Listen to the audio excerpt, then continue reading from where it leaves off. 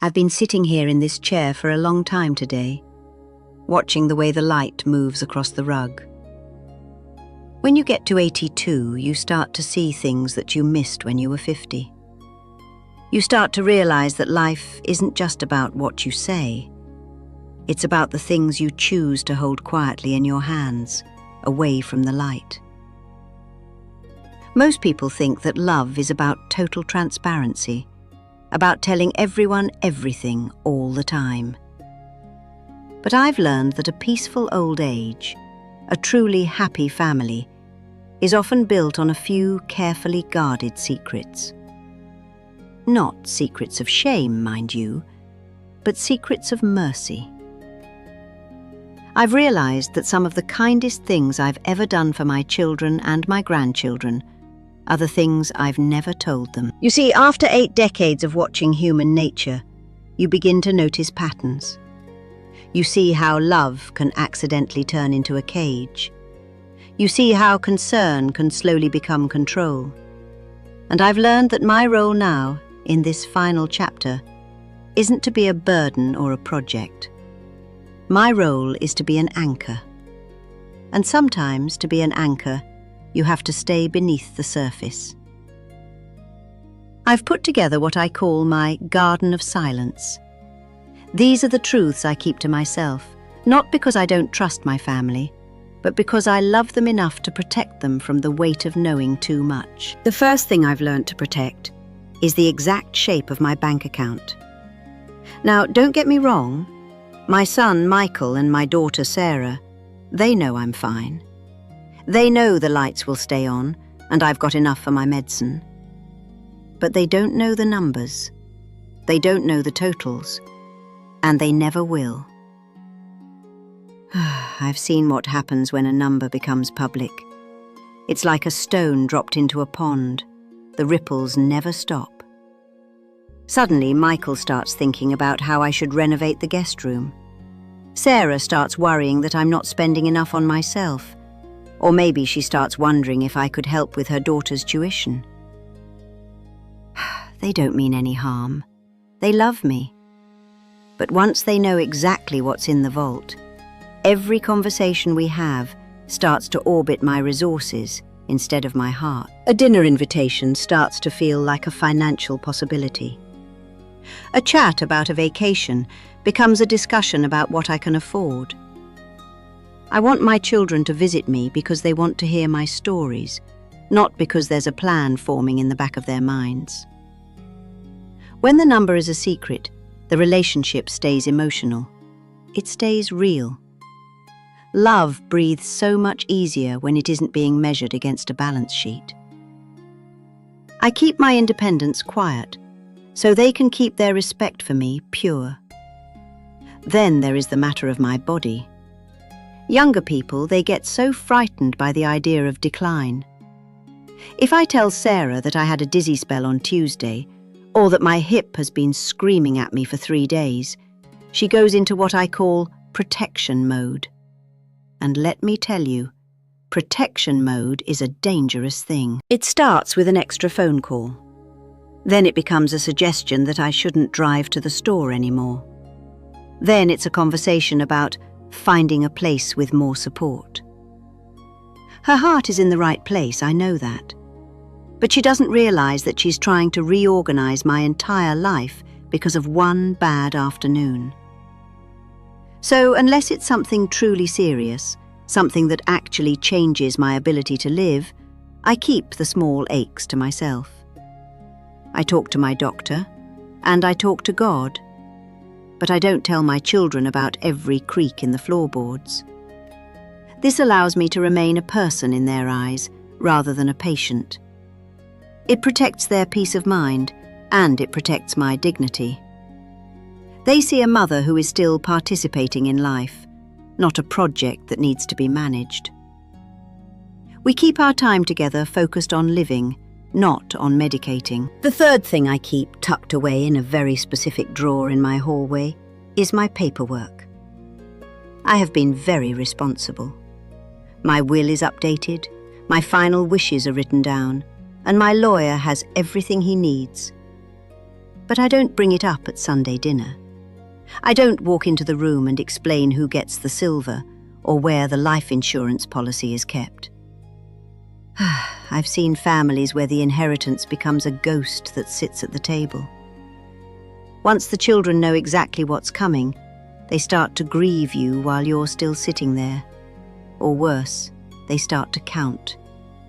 They start to look at my things not as memories, but as future distributions. I want my house to be a place of laughter, not a museum of future assets. By keeping the logistics in the background, I keep our interactions in the foreground. Tomorrow's administration has no business in today's room. I want them to remember me for my advice, not my belongings. And then, there is the most delicate secret of all.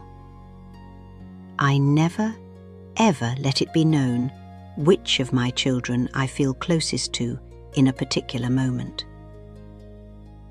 Now, a mother's love is equal, but it isn't identical.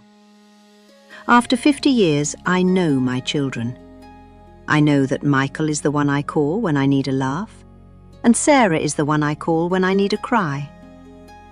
I know that my grandson Leo shares my quiet soul, while his sister has my fire. These are natural human bonds. But to speak them aloud is to start a fire that never goes out. Adults carry the echoes of their childhood much longer than they care to admit. If I were to say that I trust Sarah's judgment more, or that I enjoy Michael's company more, I would be reviving every rivalry from 40 years ago. So I practice a beautiful, even-handed silence. I pour my gratitude onto everyone. I let each of them feel like they are my favorite anchor. In doing so, I allow them to love each other without feeling like they are competing for a prize. Affection multiplies when it isn't compared. I also hold the truth about the old family wars. I remember the wedding in 1996, where Michael's wife said something that my sister never forgot. I remember exactly who started the fight that kept us apart for 5 years. I know the real story behind a dozen family feuds. But I keep those truths locked away. Sometimes, people tell themselves stories to survive. They believe they were the victim of a situation 20 years ago, and that belief is part of who they are now. If I were to step in and say, "Actually, you were the one who was wrong," I wouldn't be healing anything. I would just be becoming a judge. And I don't want to be a judge. I want to be a refuge. I've learned that peace is more important than being right. If I can redirect a conversation from an old wound to a new joy, I've done my job. I'd rather let a few lies stay buried if it means my children can sit at the same table without the air turning cold. The sixth boundary is the one that hurts the most to keep. It's my loneliness. There are afternoons here between 4 and 6 o'clock, when the house is so quiet I can hear my own heart beating. I miss the noise. I miss the chaos. I miss the sound of doors slamming and people shouting. But I don't tell them that. Not in a way that sounds like a plea. Because if I tell my children how lonely I am, their visits stop being spontaneous gifts of love and start being scheduled maintenance. They come over because they feel guilty. They call because they're checking a box. And I can tell. I can hear the obligation in their voices. So instead, I find my own way. I talk to my neighbours. I join my little groups. I stay busy with my garden. When I speak to my family, I tell them about the beauty of my quiet morning, not the weight of my empty evening. This protects the rhythm of our affection. When they come through that door, they come because they genuinely miss me. Our time together is light and warm because it isn't driven by a responsibility quota. I would rather have 1 hour of pure, joyful connection than 10 hours of guilty supervision. Finally, I keep my thoughts about the end to myself. I've made my peace with the fact that my light is getting lower. I've said my prayers, and I've settled my soul. But I don't make it the topic of conversation. If every visit revolves around my decline, my family starts to see me as an approaching absence instead of a living person. I want to be Evelyn until the very last second. I want to talk about the books I'm reading, the soup I'm making, and the plans for next month's birthday.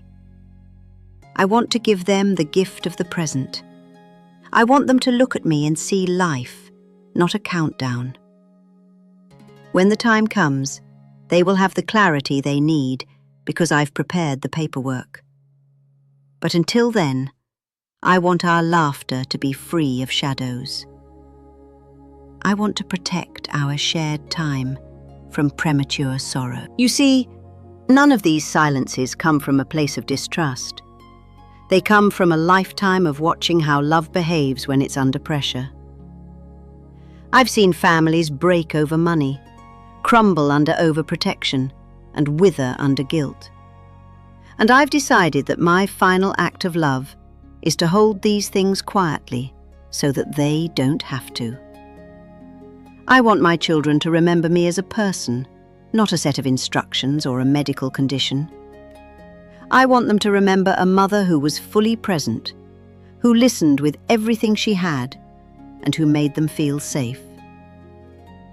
Strangely, by not saying everything, I'm saying the most important thing of all, that our relationship is more important than the facts. So, if you have an older person in your life who seems to be a bit vague about their money, or who tells you they're just fine when they look a little tired, or who changes the subject when things get too heavy, don't push them.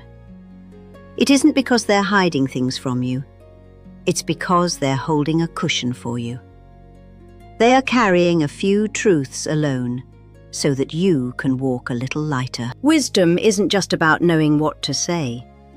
It's about knowing what to keep in the garden of your heart. It's about realizing that love is healthiest when it's allowed to stay human, unburdened by the weight of tomorrow. Take a breath today. Cherish the simple conversations. And remember that sometimes the quietest people in the room are the ones doing the most work to keep the peace. I'm going to finish my tea now.